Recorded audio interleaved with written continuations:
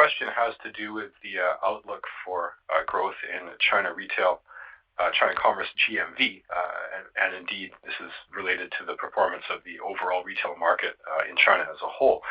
How long do you think that this current slump in consumption generally in China will last?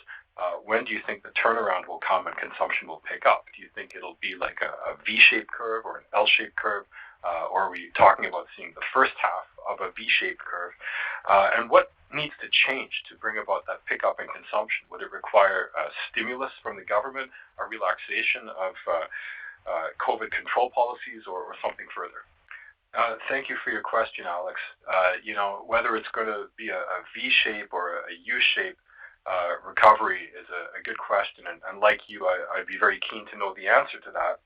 All I can say is looking at user data on our platform and also looking at data on the current macro environment, I think, yes, both of those things you identified certainly would be helpful in stimulating recovery of consumption.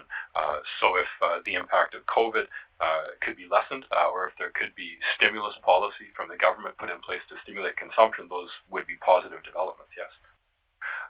But what I would like to emphasize in answering this question, apart from the macro picture, and this is true for us, true for everybody in the retail and commerce space, I think what really matters is your ability to innovate, to be innovative in terms of supply and leverage that to create new demand.